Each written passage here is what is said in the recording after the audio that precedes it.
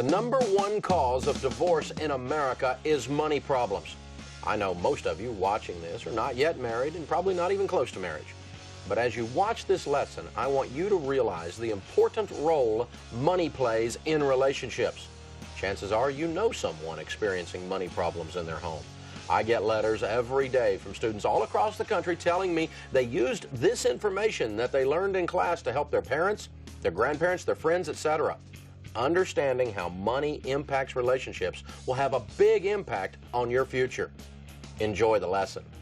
Please welcome nationally syndicated radio host and New York Times best-selling author, Dave Ramsey.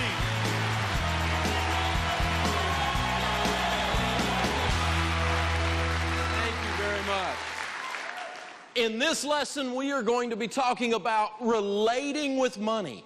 Free spirits and nerds unite. Open up your workbooks to that lesson and get ready.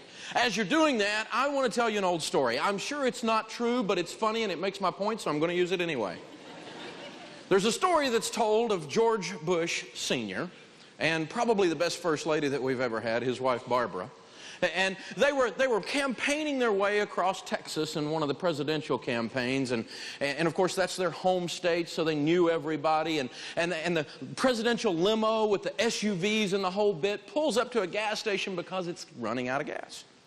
And so the gas station attendant sees all of this, and he runs outside. And of course, you and I don't get this service, but he runs outside and he starts pumping gas because he wants to say he's pumped the gas in the presidential limo.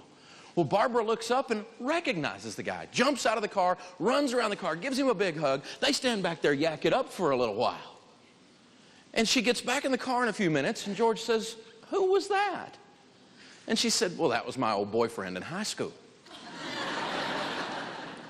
And George gets this big grin on his face, and he said, now let me get this straight. You are married to the most powerful man in the world, the president of the leading economic force in the world, the United States of America.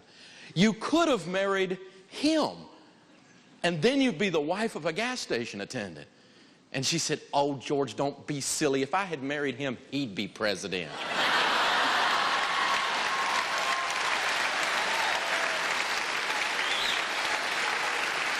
Let me introduce you to my wife, Sharon Ramsey.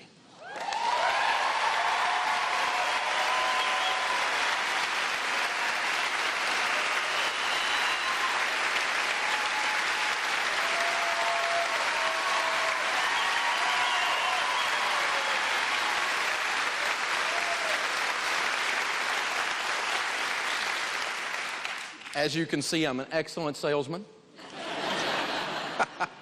But Sharon and I have an agreement. She has agreed to stay married to me if I don't ask her to do public speaking. So she gets to come out here and just say hi this way and get to meet you guys, but I wanted you to see the reason for my success. Thanks.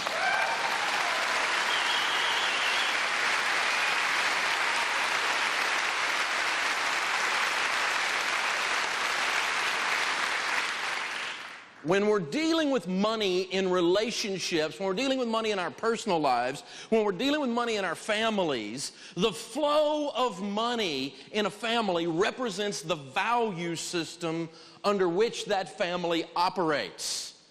Larry Burkett used to say it's kind of the checkbook autobiography.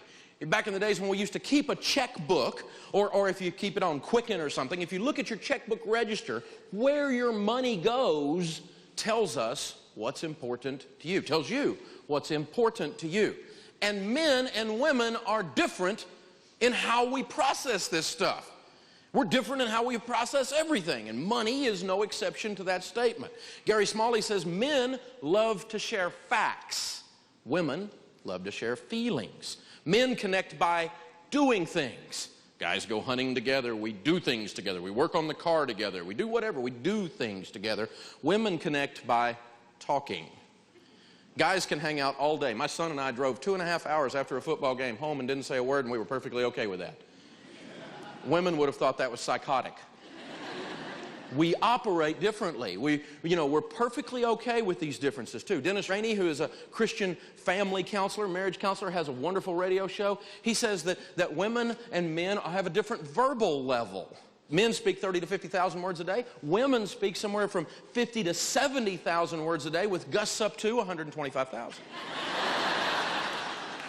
We are different. Gary Smalley says men tend to be controlling. Women tend to remain agreeable. Women would say amen. Men tend to be independent. Women tend to be interdependent. Another great thing to read if you've ever gotten married or ever thought about getting married is John Gray's book, Men Are From Mars, Women Are From Venus. And he talks about the differences of men and women. He says, men define ourselves by our ability to achieve results, where women, on the other hand, tend to define themselves by the quality of their relationships. And all these differences come up big time in the way we handle money and the way we interact. And so we've got to take this into consideration if we want to have financial peace. Two words that don't go together. When it comes to the emergency fund, men say it's boring, it's not sophisticated enough. I could do something better with that $10,000 or $15,000 in baby step 3, which is a fully funded emergency fund of 3 to 6 months of expenses. I could invest that in a good mutual fund or something, but Dave says just to put it in a money market account and it not make much money. That's boring, it's not sophisticated enough. Women, on the other hand, say it's the most important key to our financial plan. It's the most important key to our financial plan. I need all the men in the room to stand up, please. All the men to stand up, please. Thank you, men. Now, guys, if you're married or you ever hope to be, listen to me really carefully for a minute. I don't know if you know this or not, but as we've been discussing, men and women are different. And that's a good thing. And they're different in how we look at this emergency fund thing. So guys, what I got to get you to understand right now is somewhere right down in here, your lady has a gland that you don't have. It's called the security gland. And if she is feeling insecure because of the money situation, that gland spasms. And it is attached to her face. So an emergency fund is actually an investment in a pretty wife. Her face relaxes because her security gland relaxes. When you have $10,000 or $15,000 in the bank and you know that you're not going to touch it, and she knows that you're not going to touch it, you don't even touch the emergency fund for emergencies. It allows her to relax in a place you don't even have. Am I right, ladies? So the message, guys, is you don't have to get it. You just got to get it. You need to do that emergency fund, and it's an investment in your marriage. Thanks, guys. Have a seat. And if you look carefully at the screen, guys, you're going to see what will happen if you do not get an emergency fund.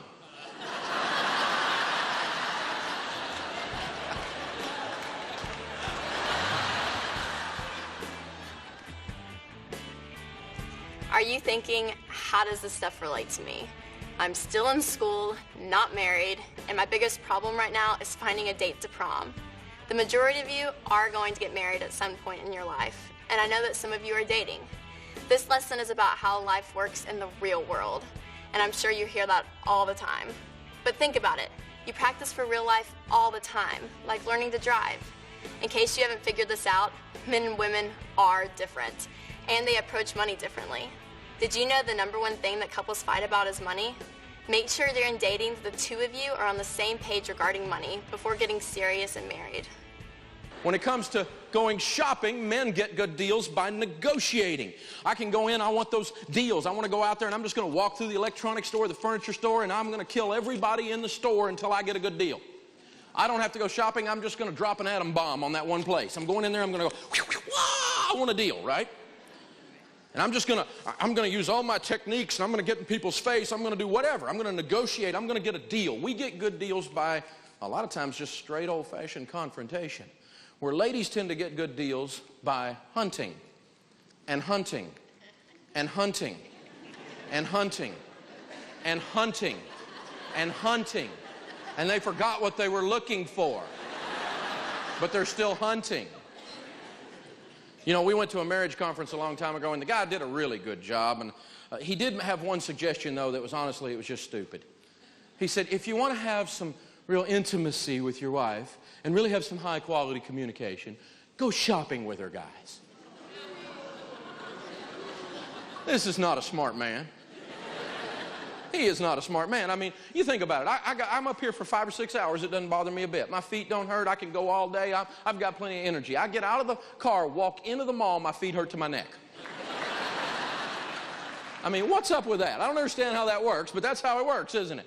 And Smalley talks about this. He says, here's how a shopping trip looks like for most people. You know, we get out of the car, and we go to this mall together, or we're going somewhere. We're going to go get something together, right? And the guy gets out of the car and says, identify the target. You know, we're going to get our handheld GPS and map out the quickest way to the store. And we're going to go straight to the store with the best deal, having searched on the web while we're on our way for efficiency. And we get in there, we get the best deal, we analyze which line is going the fastest, and in the cash register, we get in line, we go through the most efficient line, we're back to the car, let's time it, go, click. Identify the target. And the lady goes, whoa, whoa, whoa, whoa, you just don't get this, do you? See, we're supposed to enjoy this process. It's not just about the task, it's the process. We have to go in every store. We have to touch everything in every store. We have to try a whole lot of it on, buy most of it, discuss the checkout girl's family problems with her as we're going out, and then tomorrow we're going to bring most of it back.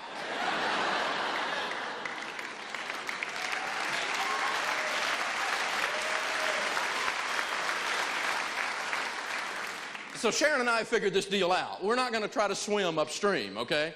We know that we're not going shopping together and have a good marriage. That's not going to happen. But we have figured out she's really good at hunting and hunting and hunting. She'll go through Consumer Reports. She'll search on the web and look at eBay, and she'll go find the best deal over here and the best sale over there. And then I'm really good at negotiating, so much so that when we go out, she's kind of a sweet, you know, Southern Belle little lady. And she doesn't like to be embarrassed. And we go in some of these stores with me with my $100 bills out, and she goes, you embarrass me. I'm going, yeah, well, that's just one of the side benefits of this negotiating thing. So we just don't even try all of that. What we figured out is she hunts it down, then I go kill it. So we're going to work with these opposites thing and make it work.